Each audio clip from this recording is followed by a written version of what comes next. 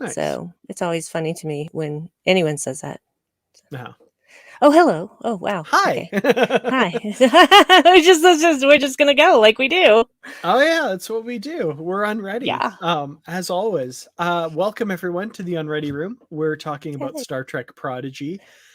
True to our name, I just sat down and logged on and looked and saw, oh my gosh, we have 1 minute, and invited Brandi, and here we are. So yeah, welcome everyone who's watching live and in the chat. Thank you so much for joining us. And those of you again who are watching us later, thank you so much. We really appreciate you as well. Brandi, how's it going? Well, Dan, this is my 4th show today. Wow.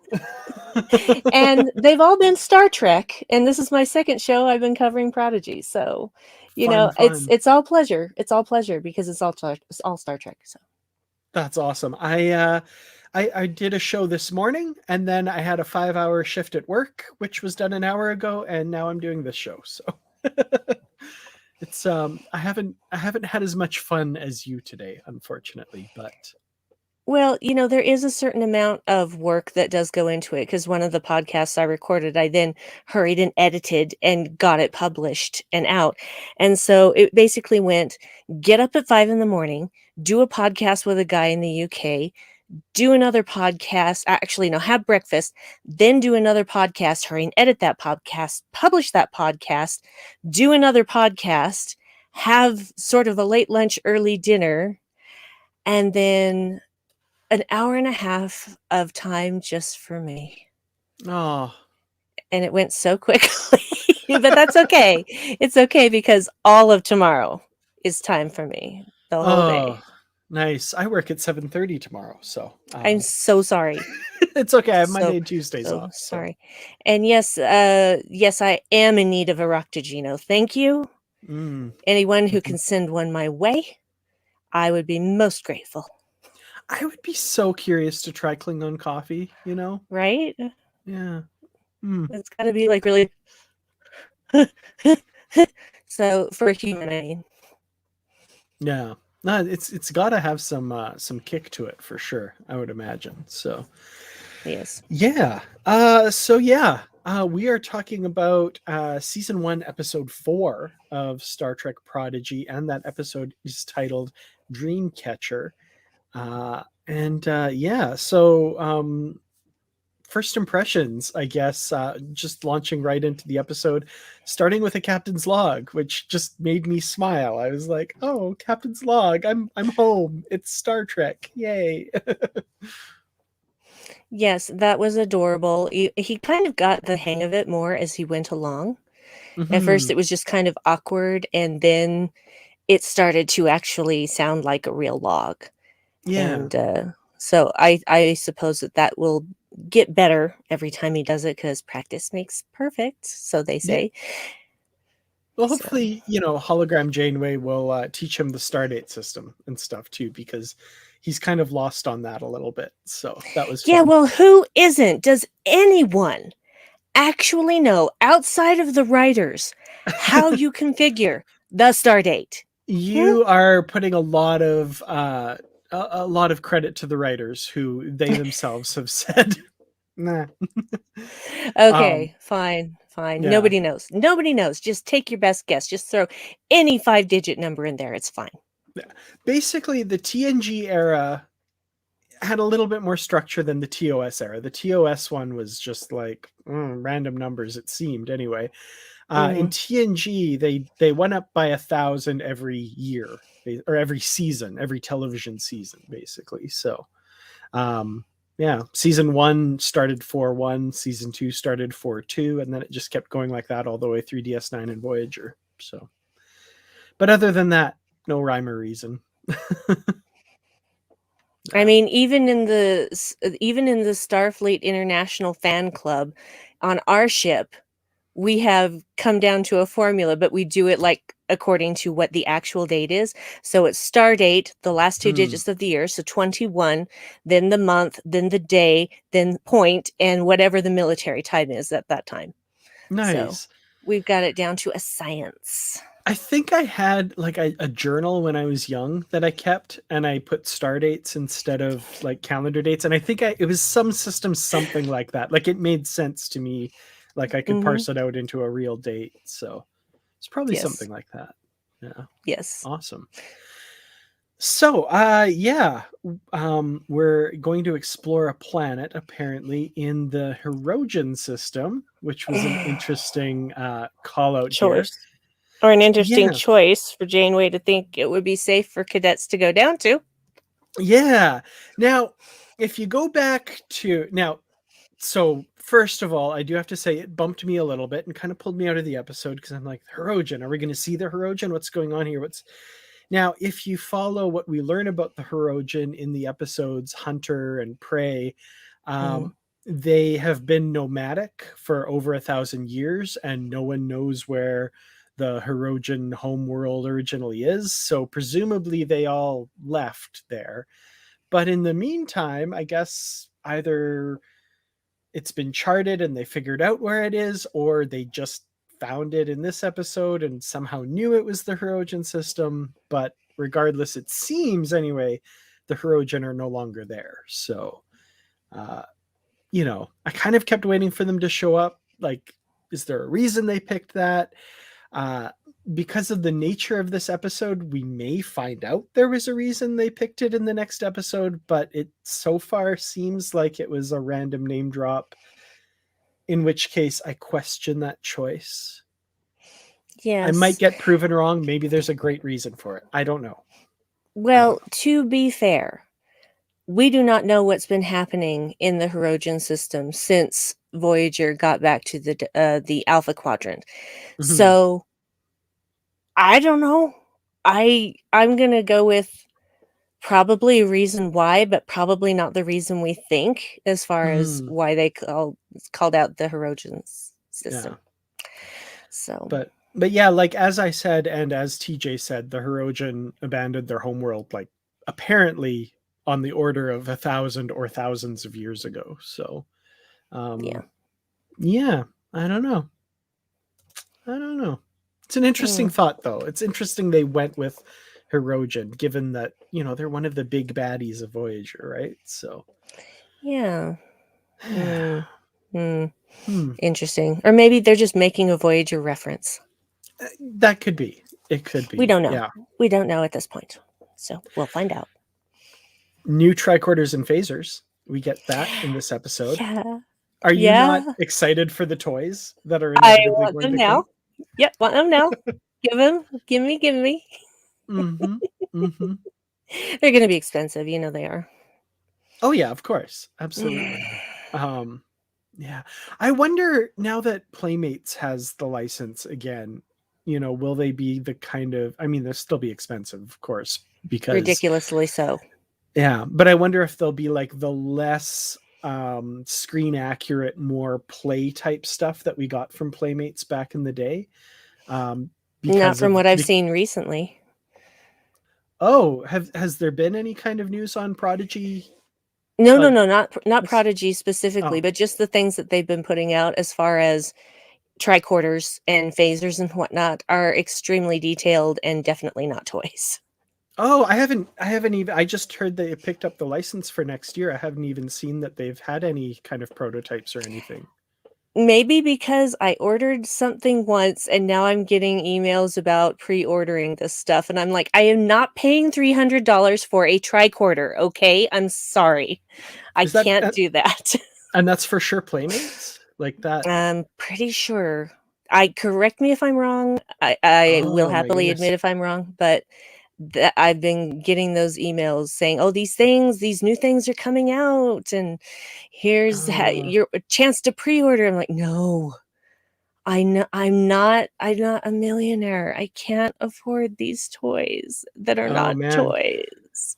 I'm excited. I've been scouring the internet for any news on Playmate stuff since they Hmm. announced the license. So I need you to forward that to me. This might be Yeah. breaking. That's Well, I exciting. don't even know if I have it anymore because basically I've just been deleting the emails so that I am not tempted in any way to actually do anything. Mhm. So, but I could absolutely be wrong.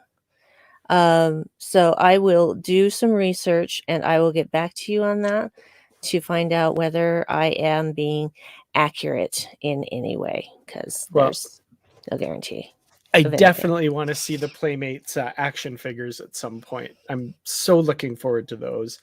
I still have my old Playmates action figures that, Yeah. I need more of those. So, I never had any from Star Trek.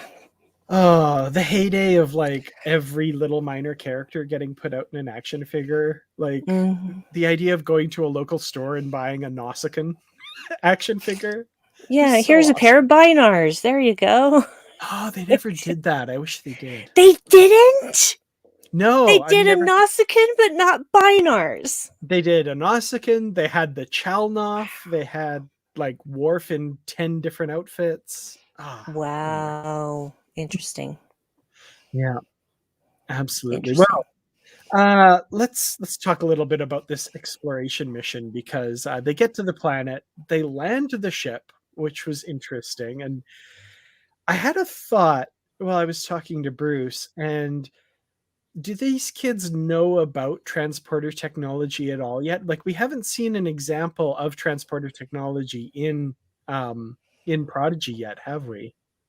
We have not, and I'm pretty sure there are transporters Oh yeah, no. because what starship wouldn't have them? However, Mhm.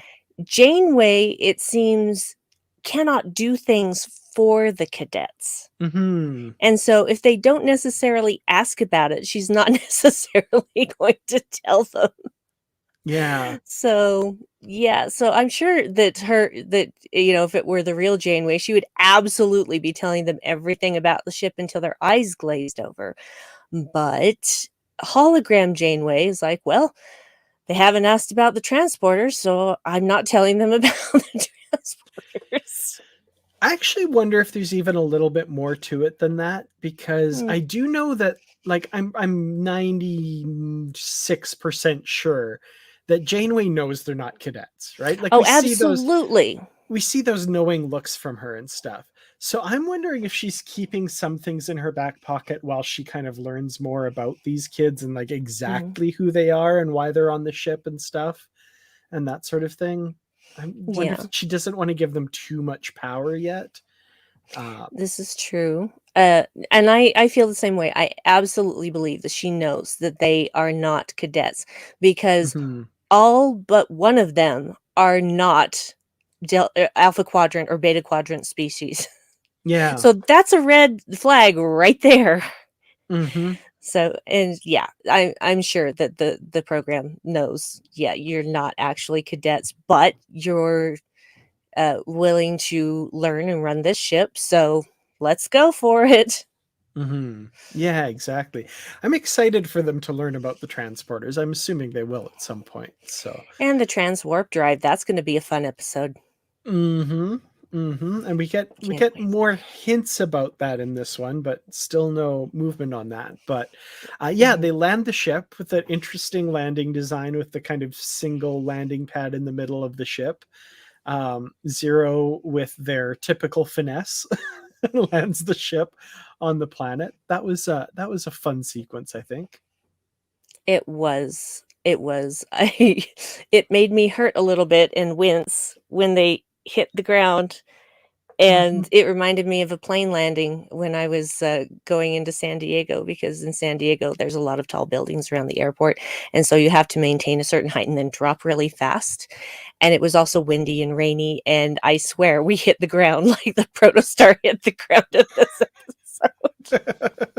Yeah, that one that just kind of like jars you and travels all the way up your spine, and you're like, oh, yeah. I had a couple landings like that. Maybe not as bad as that, but Yeah. yeah, that's not so much fun for sure. But yeah, so they land on the planet. Janeway gives them their equipment that we've talked about, and they set out to explore the planet. Um, Very kind of typically how I would expect this group to do so, where they each just kind of wander off and do their own thing. With Dahl taking the what was it, the Runaway, the land Hmm. vehicle they have, and going and just driving around, I guess. He was joyriding, and Mhm. honestly, the reason that they all went off and did their own things was because they were expecting to do this all together, and then Dal takes off in the Runaway, and they're just like, "But okay, guess we're splitting up," which you should never do on an away mission, Mhm. especially your first away mission. And she tells them, "Look out for each other." She almost sounds like a nervous mother when she's telling them to look out for each other. She's like, "Oh, I hope these kids make it back alive." Yeah. Yeah. So that was interesting. I want to talk a little bit about the Runaway because this is a really interesting design, and I've long not been a fan of the Argo in Nemesis for Mm. various reasons. Not just the ridiculousness of the scenes, but the vehicle itself. I'm just not a fan of, even though it inspired my name this time because all I was thinking was Picard and Data talking about unsafe velocities while driving that thing. That makes me laugh. But this vehicle is so well designed. I actually really like that. It's an enclosed cabin, which makes sense because you're going Mhm. to be exploring worlds that may not necessarily have breathable atmospheres. It looks like it's got some, capabilities for handling more terrain and, you know, this kind of thing. The Argo in Nemesis, it still bugs me. It still bugs me to this day that it's just this open cage with like no cargo space and a big F off gun on the back. I'm like, what Yeah, is this for? it's a Uh, glorified dune buggy, and it's just lame. mm-hmm, Yeah. absolutely. And this one also has grab handles. Yep. Yep. What was it? Hold on to Hold your on to your butt. butts, grab handles. Yes. And Loved it. you graciously reminded me of why that phrase sounded so familiar. And now I just want to hear Samuel L. Jackson say that as he like boots up a computer system because Right? thank you for reminding me of that. You're welcome. It's because that's the first time I ever heard that phrase and the first time I ever saw Samuel L. Jackson. Jurassic Park, for anyone who doesn't understand what we're talking about. First Jurassic Absolutely. Park, the original Jurassic Park. Hmm. So that's fun. That was great. And I liked Kate Mulgrews' delivery on that line. That must have been a fun line to say. She could Oh, never yeah. say something like that in Voyager, you know? I like that. Yeah, probably not. No. Yeah. On her off Um, time, maybe, but not while she's in command. yeah, absolutely. One thing I skipped over, we got a fart joke. So we've Unfortunately. ticked that box. Yeah. Yeah. That that was funny too because there was like almost no reaction. Hmm. I expected someone to faint dead away from the scent or something like that, but no, they didn't take it that far. It Yeah. was subtle, and I appreciated that. Yeah, I did appreciate that as well. Um, And the other thing that I just want to jump back and mention because I forgot to mention it, one of the most well-crafted Star Trek jokes now that I've ever seen is when Janeway says, "We've detected a Class M planet," and Dal says, "No, no, no, no, no. It's only Class A planets for us. None of this Class M."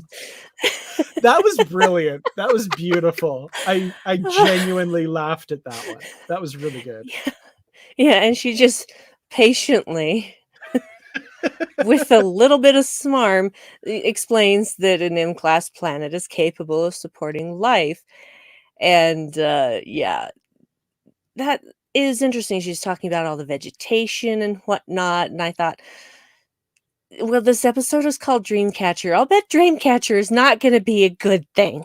Probably not. And Yeah. I was right.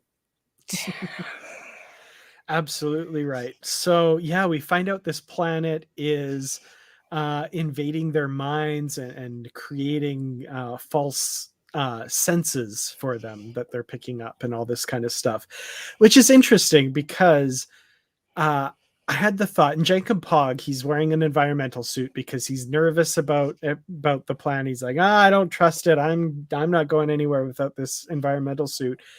And he's smelling things and he's following this scent. And I was like, that's too rookie an error for like writers to make. There's something we're supposed to realize is going on here, because that doesn't make any sense. And I have an explanation. mhm. After I watched it the second time, and I'd have to watch it really closely, I don't think he's wearing a full environmental suit, because you see his hand, his actual machine hand, fully Oh, out. There's no glove on that. And it seems interesting. like he's not wearing the pants of the environmental suit either.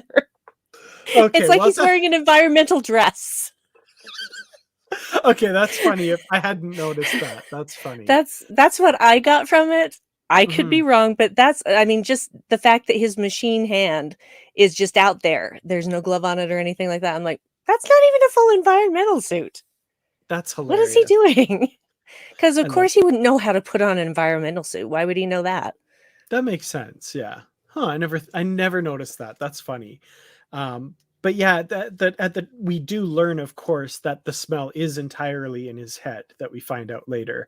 So I guess kind of a double reason there, but yeah, it was confusing to me. But then with that explanation, of course, as Janeway outright says, I think it was Janeway, that they're putting these senses in their head directly, kind of thing. So, and we learn through this, of course, a bunch of more character bits about our crew members here. So, Rock Talk is really interested in cute, fuzzy things that she can cuddle with, which I thought, you know, that's probably what she needs after what she's gone through and stuff, and that's what she wanted more than anything.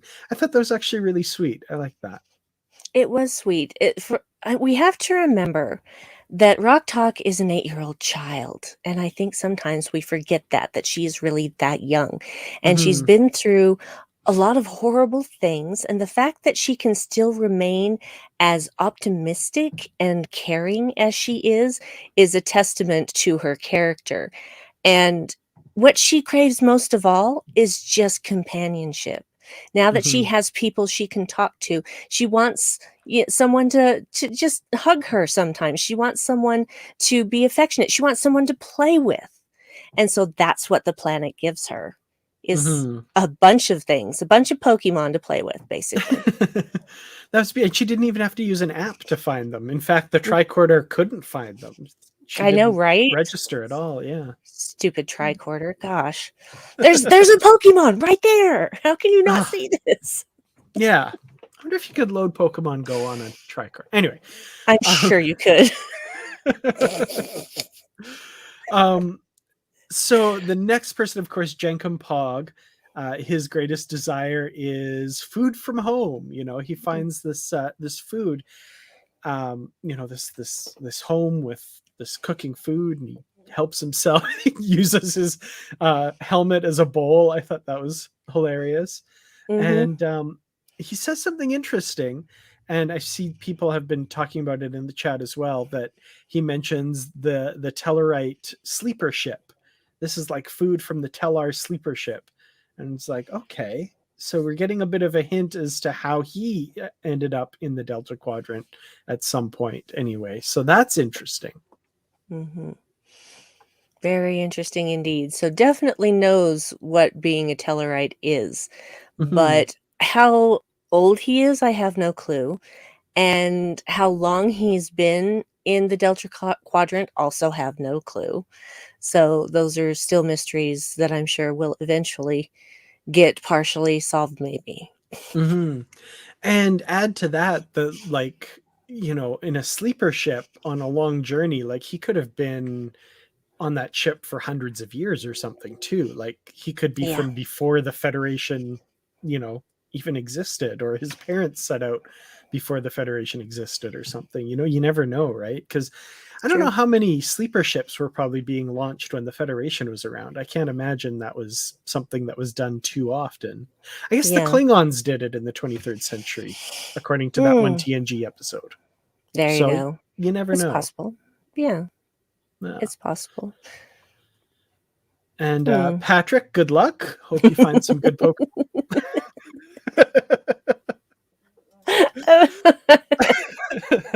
That's fantastic. That is wonderful. Absolutely. Okay. who do we got? Zero. Okay, Zero's deepest desire, which I think is mysteries and curiosity and solving problems, because he sees this maze, and in that maze he sees the mysterious engine, this third engine. They have two warp cores, and this mysterious third engine on the protostar, which come on guys, figure it out. I want to see some transwarp action here. But yeah, he's like, or they're like, what a mystery, what is this? So Yeah, why is this ship here? Why is this ship's engine here? yeah. Yeah. Oh, and I totally forgot that Zero. Oh, I see on there is Zero. He no, it's a them. Yeah. They And them. I try to catch myself, and I know I miss it a few times because today especially I was reading a bunch about the actor Angus Imrie, so I keep having the actor pop into my head, who's a he, but yeah, the character of Zero is a they them. So Yes. apologies when I mess that up. I know I do. Yeah. I try and catch myself, but I know I've missed a few. So And I messed up when I said that there was only one species from the Alpha Quadrant, Medusans. Sorry. And actually 3 if you count the Brycar rock talk. When have we ever seen them? They're in they're from the Starfleet Academy novels and the New Frontier novels by Peter David. Yeah, and I'm supposed to know that how? I do not have time to read 1,050 books of Star Trek stories. I know. I wasn't criticizing. I was just saying also there's also this one. But okay, well, I did not know that because I haven't read 1,050 Star Trek books. There's probably more than 1,050. Let's be honest. Oh God. Yeah, never very likely. Never gonna catch up. So I was wrong on 3 counts. My apologies. Well, 2 counts. I was wrong on 2 counts. My apologies. People in the chat were probably yelling at me 10 minutes ago. I apologize. It's all good. No worries at all. And it's not wrong. It's, mistaken or not having enough information, which is things that cannot be faulted. That's that. Right. Absolutely.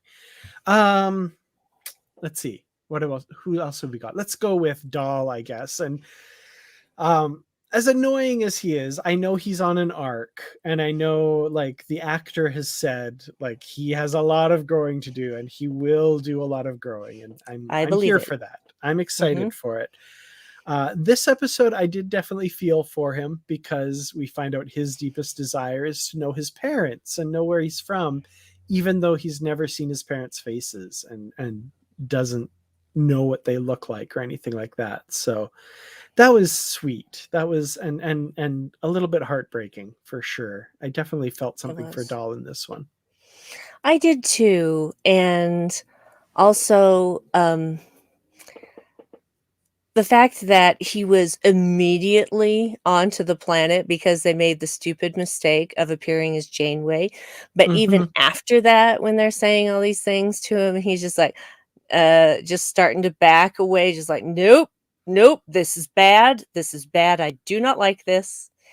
And that is actually one of my most favorite animation sequences is when the vines start to encircle the fake Janeway and she's rushing forward and then dives into the ground. Oh my word, that's so beautiful and amazing. I loved that. It was really, really well done.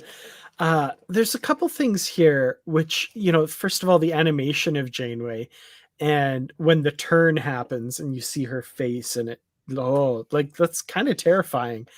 And then also Kate Mulgrew's voice acting work here. I really loved it when she starts to turn on him, and it's kind of terrifying. She's really good. She is very good. Well, she's a very talented person and has been an actor for a long time and knows her craft and is still doing stuff on Broadway. So yeah, she knows what she's doing, that Janeway. Absolutely. That Kate Mulgrew. So. She's pretty good. I think she's going to make it far in this business. I think she's got a future. I think she's got a future. Yeah. Yeah. Speaking of, well, we'll get there, but we haven't really talked about Gwen's story. And she's left alone on the ship with only Murph guarding her, apparently. Oh, Murph wasn't guarding her. Come No, on. yeah, but Murph is there, and she says, "What was it? You're smart. You're smarter than You're you smarter than you look. than you look." And then, oh well, maybe not actually. That was a lot of fun. I thought that was cute. But that interesting weapon of hers that she keeps on her arm, she's able to like call it, and it sails through the decks and smashes the force field controls, which of course makes the force field drop. And I joked with Bruce about this on the podcast. It entirely depends on the script, right? If you've got, and I used in this example, a door, right? You have a door in science fiction. If you smash those controls, depending on what the script needs it to do, it will either seal the doors so that they never open again, or it will cause them to automatically open. And smash the force field controls, force field goes down. So, Well, I would think, this is my personal opinion on that matter, I would think that on a Starfleet ship, if you have someone in the brig and something catastrophic is happening, like the ship is going down or whatever, and that console gets blown up or shattered or whatever, I would think that instead of locking that person in to die, that it would open up and give them the chance to, I don't know, live. That's just my personal opinion on it. yeah. Yeah, maybe they instituted that after the whole Michael Burnham thing where it was going to kill her in there until Mhm. she talked the computer out of it, which was She good. logicked the hell out of that Mhm. computer. But it is keeping with Star Trek canon, I do have to say, because that happens so often where somebody goes into the brig and usually phasers the controls and the force field immediately falls, right? That's Yep. what happens in Star Trek. So, There's a precedent. There's a yeah, precedent for that. absolutely. So she gets out and immediately takes control of the ship and pretty quickly reprograms Janeway, which I hope they come back to that with her being like really annoyed that happened, because I had like memories of like the Equinox crew deleting the Doctor's ethical subroutines and turning him on the crew and stuff. And just like, that's a pretty big violation. I hope that's something that comes up again. Um, Mhm. Because we Yeah. know the protostar isn't destroyed, killing hologram Janeway at the end of this episode. Better not be. I Well, hope not. I think we've shown that ship can take a beating just by that landing on the planet. So there is that. Maybe Janeway got the shields working. I don't know. I really don't know. It's okay. We'll find out on Thursday. It's fine. It's fine. But yeah, if I really hope that Janeway is pissed, that she gets to be pissed. Yeah, that would be good. That'd be fun.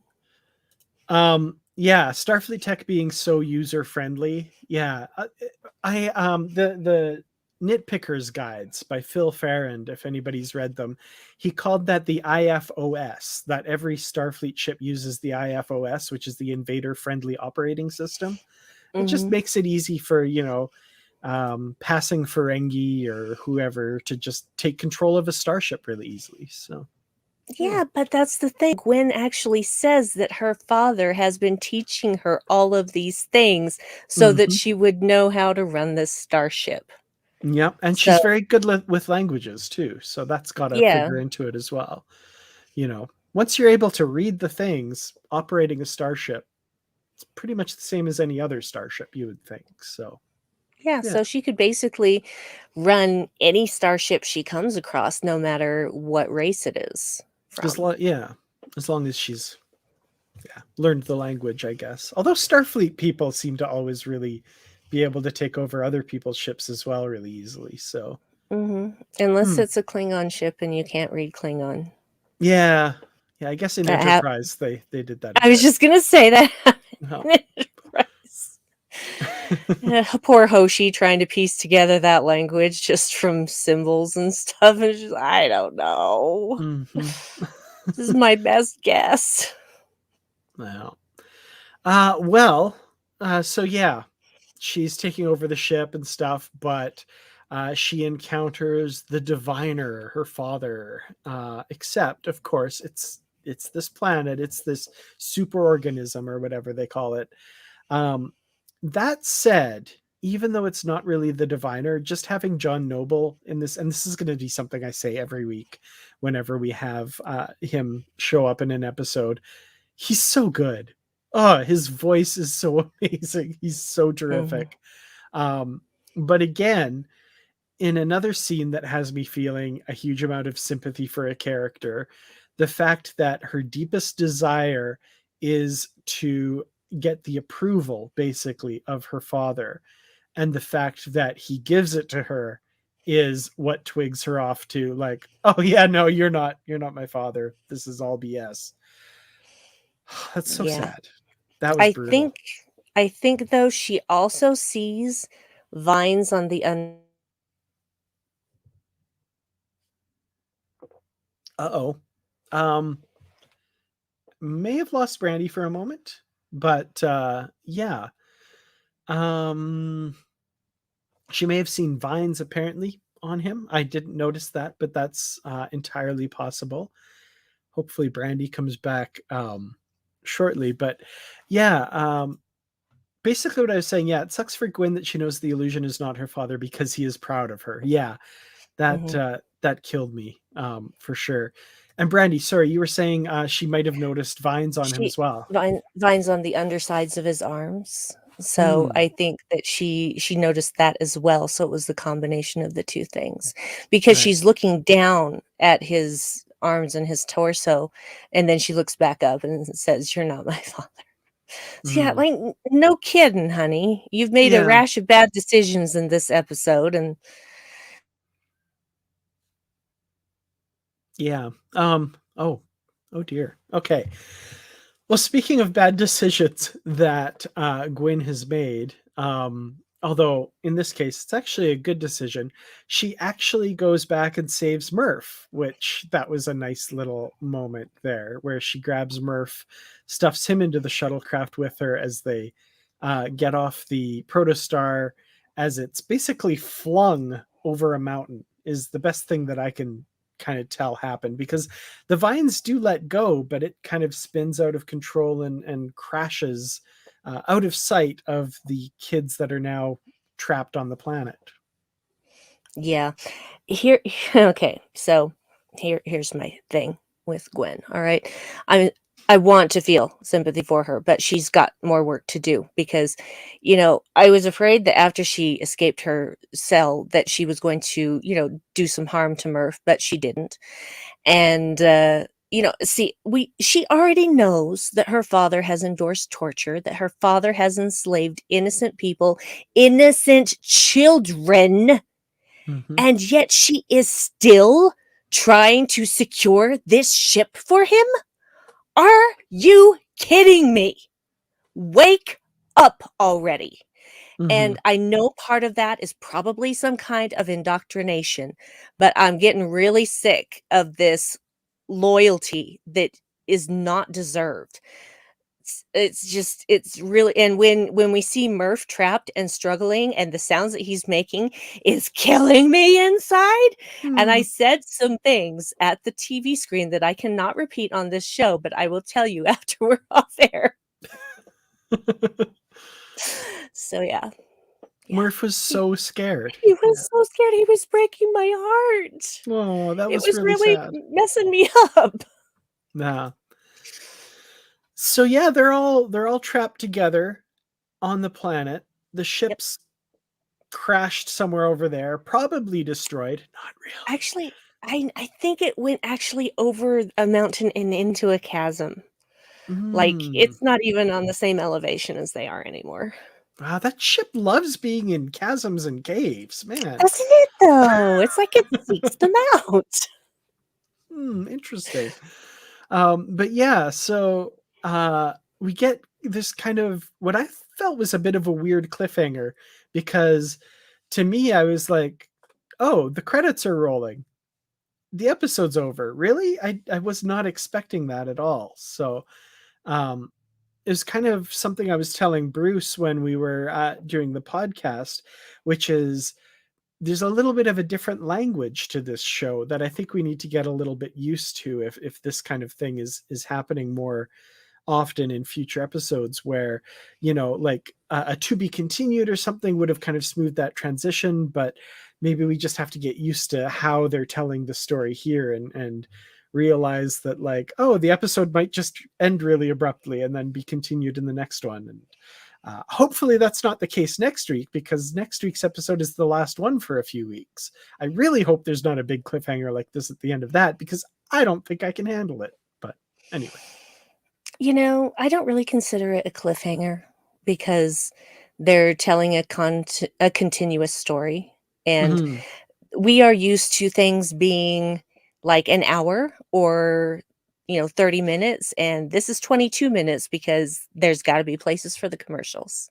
Mm-hmm. So we are not used to having those shorter episodes, but I absolutely expected it to end where it did, because I'm looking at my watch and going, oh, we're at 22 minutes and credits.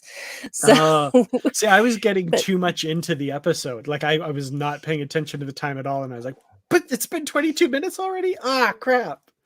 yeah, I felt it. I felt it coming. And so Mm. I was not surprised when it happened. But see, what I consider a cliffhanger is, something along the line of the best of both worlds, where you Mm-hmm. have to wait months before you Mm-hmm. find out the very anticlimactic beginning of part 2. I'm still Sorry, bitter. I just do want to highlight Aaron's. I like Beautiful. that. Mwah. Yes, Very nice. absolutely. Yes, perfect. I love it. I love it. That was perfectly done. Yeah. I Very was nice. I was very angry with Gwen until I had a twinge of sympathy when they open up the shuttle and they see her cuddled in there with Murph, and both of them are just shaking and upset. And, him Dal saying, yeah, you stranded us all, and the horror of what she's done kind of hitting her. So Mm-hmm. twinge of sympathy. Still got a lot of work to do, Gwen. Still got a lot of work to do. Mm-hmm. And I'm really trying. I'm really trying to like her, but so far not yet. Mm-hmm. I feel like there's depths there that, of course, we're going to get into, but I'm Oh, just I'm eager. sure. I'm just eager to see that play out. So, um, Yes. the shuttlecraft they escaped on, was it Hole and Hardy and Hale Mm-mm. or was it? Okay. No, it was the broken shuttlecraft that Oh, that's our right. little friend Rock burst out of. So Okay. yeah, it was finished. It was like 90% finished, and Rock was inside it as it was being completed, and she busted out, and so it's like blown out on the side. Okay. All right. Well, a 90% finished shuttlecraft may as well be no shuttlecraft at all anyway. So, Well, all they yeah. needed was a way off the ship without falling to their deaths, and Mm-hmm. the shuttle worked well enough for that. Yeah, that's good. So yeah, I'm assuming they're going to set out to find the ship next week, and I'm not sure Before what the the diviner episode. gets there.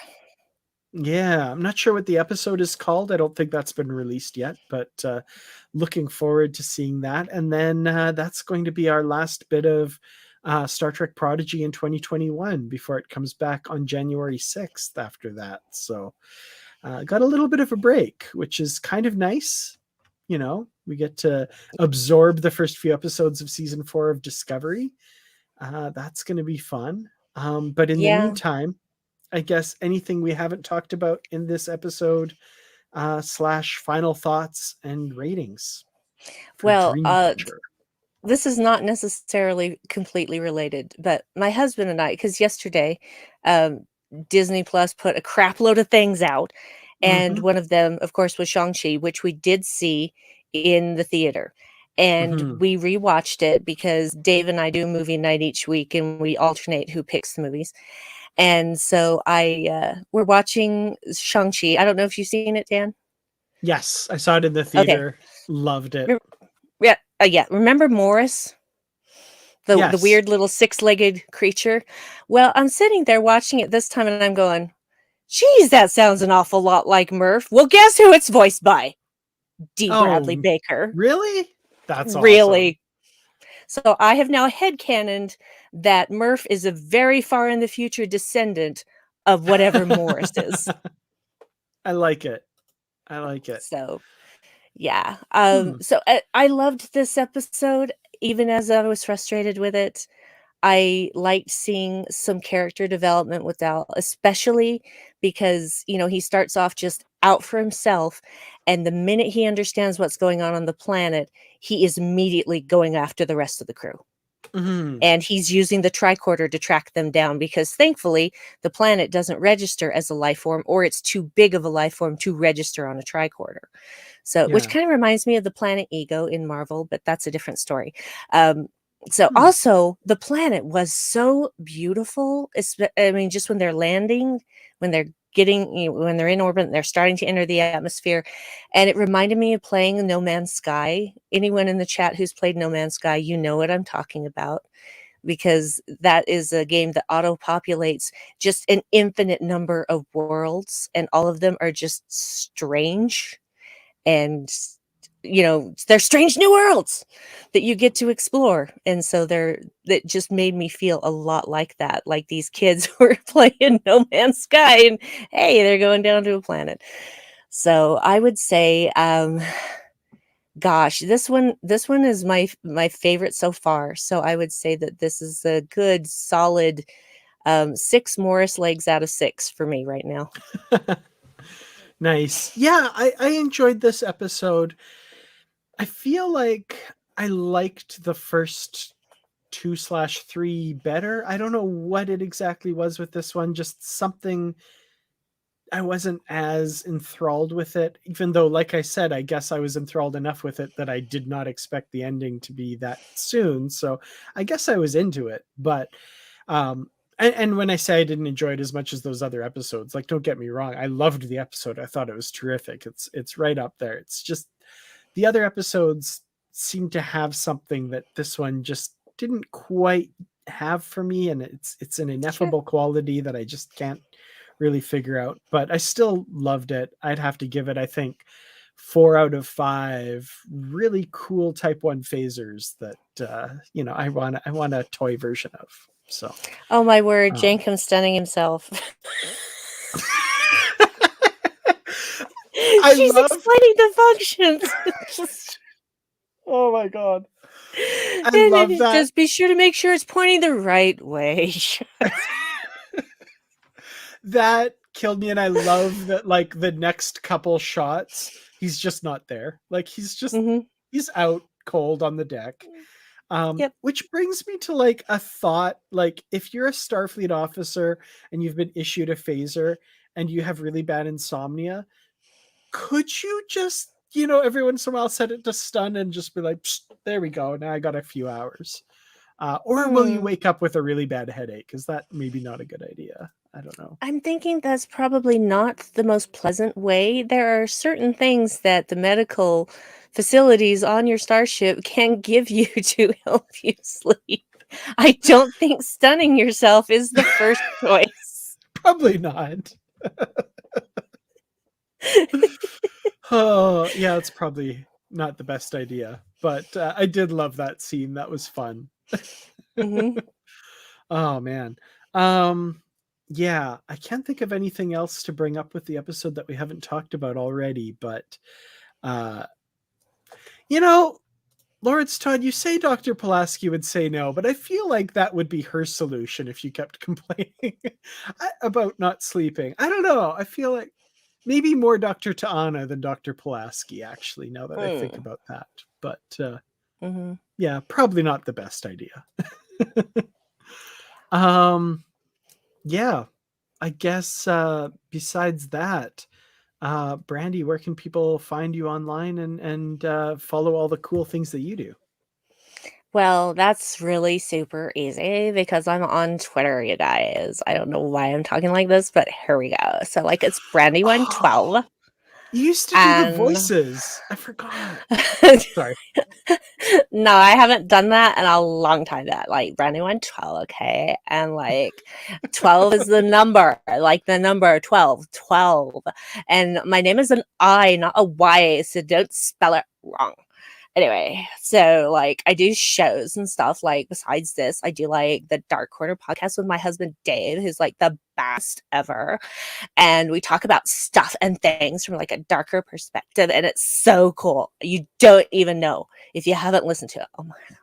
And then I do other Star Trek podcasts, like about Star Trek Discovery, which is called What the Future Holds. I named that myself, so there. And then the Vedic Assembly, which is about Deep Space Nine. So, duh, Vedics. Where else are you going to find Vedics in Star Trek? Whatever. And then I also do like... Just 1 second. Every time I hear Vedic Assembly, and I've got to say this because I forget to say it every time. All I think of is Vedics Assemble. Well, actually, that makes me so happy.